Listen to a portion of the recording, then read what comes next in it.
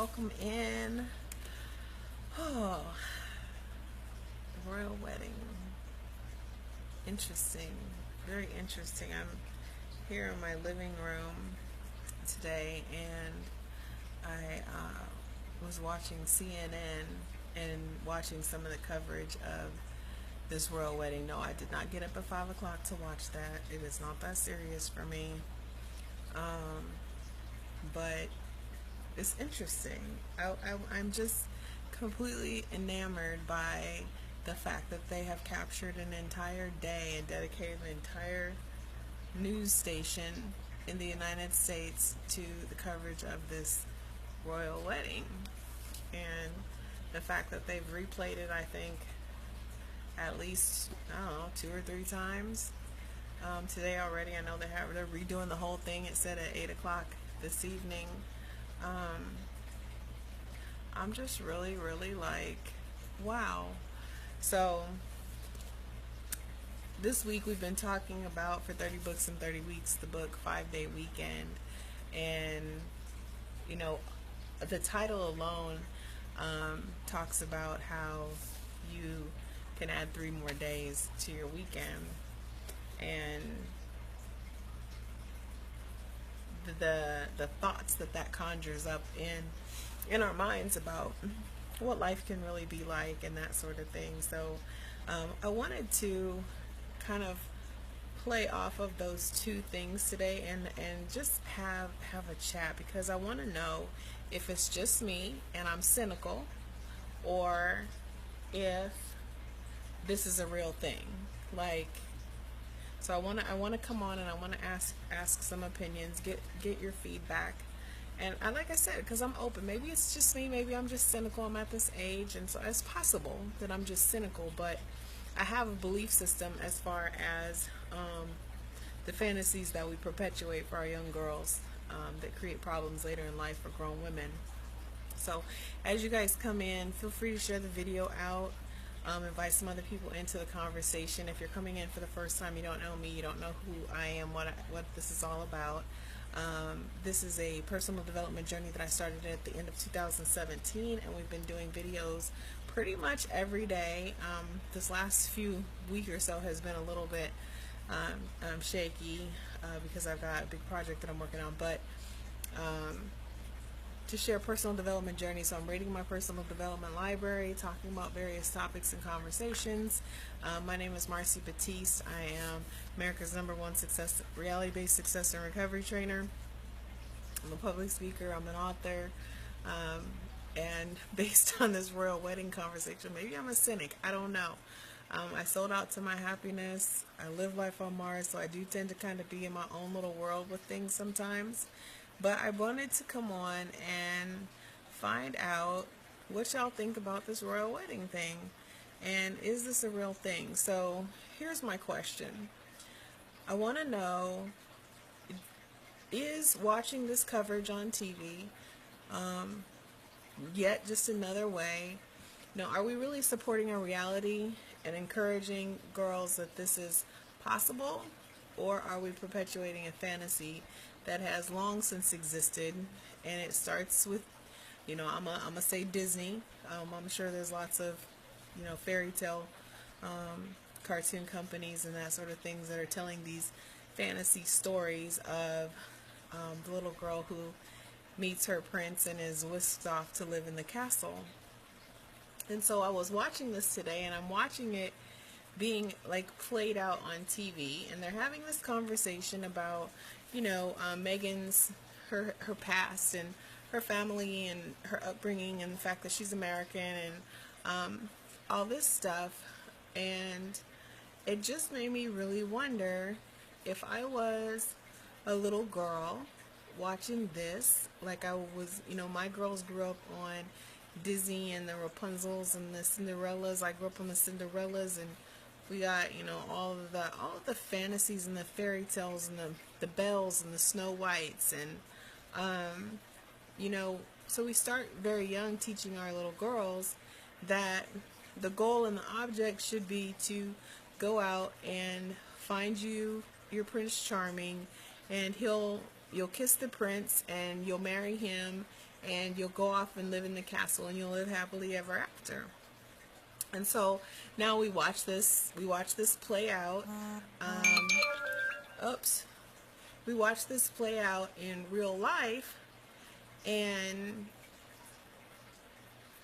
but then how many more princes are there, right? Like, so we've got little girls that are watching this thinking now, okay, this is possible for me because I've seen it happen. I've watched it now on TV, so that makes it very real to our young people and our young women. But what's the likelihood that you're actually going to meet your prince and be whisked off to live in the castle? And so I think a lot of times, and this is why I think it's perpetuating a fantasy rather than supporting a reality. That doesn't happen very often. Like, this is an anomaly, right?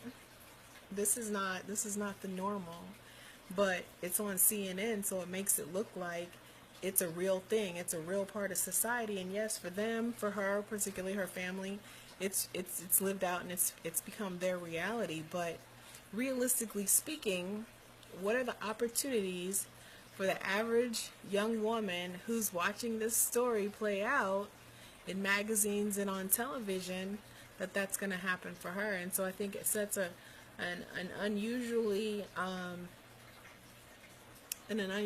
unrealistic expectation of what relationships look like, what love looks like, what, is it about the big fancy? We talk about even just the wedding alone and how many people spend days and weeks and months planning the day and planning the perfect day, but they don't plan a perfect life. They don't even plan an average life.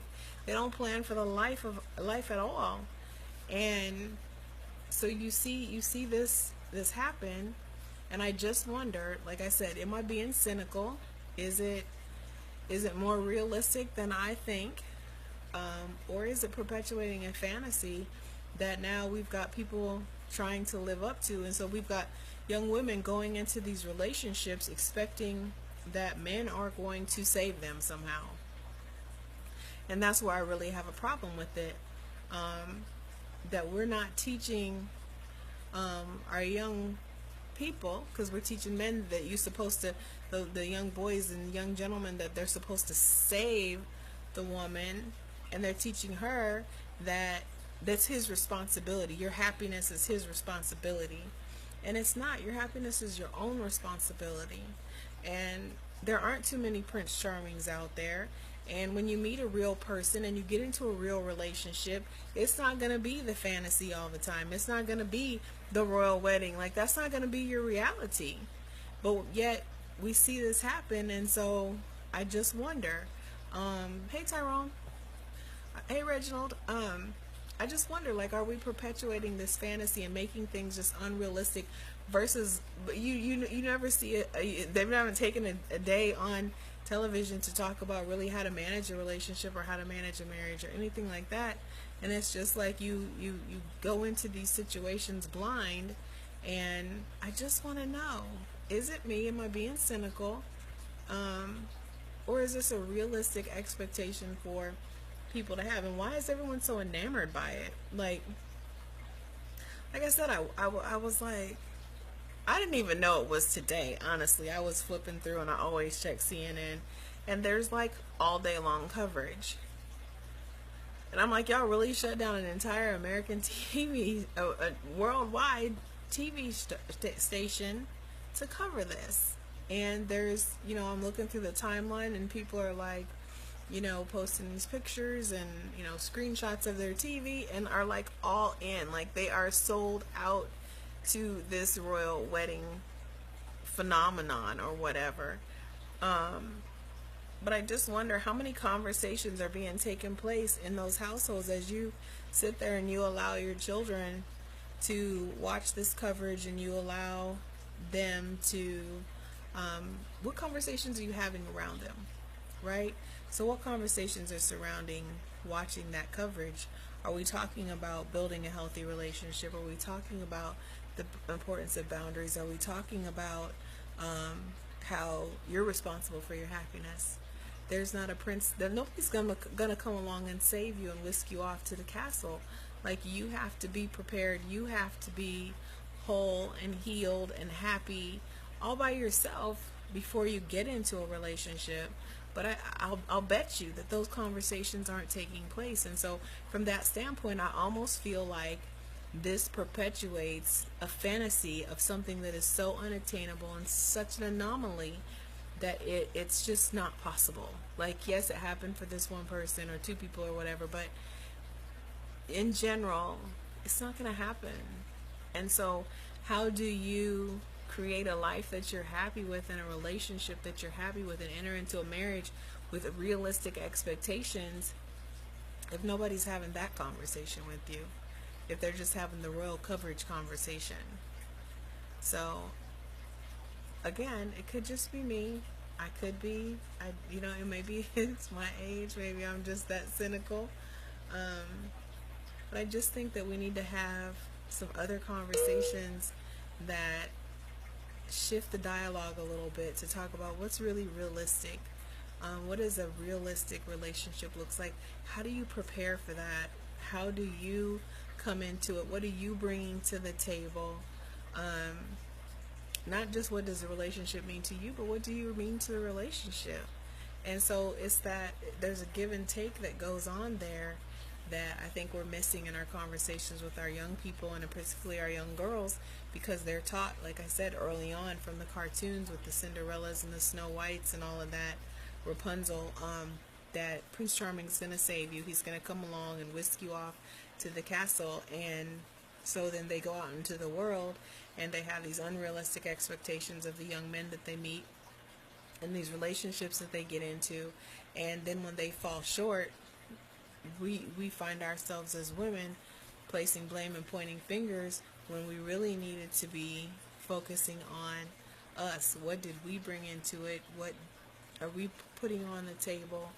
It's not just the prince's responsibility to make you happy. You have to be able to find happiness on your own, independent of the relationship.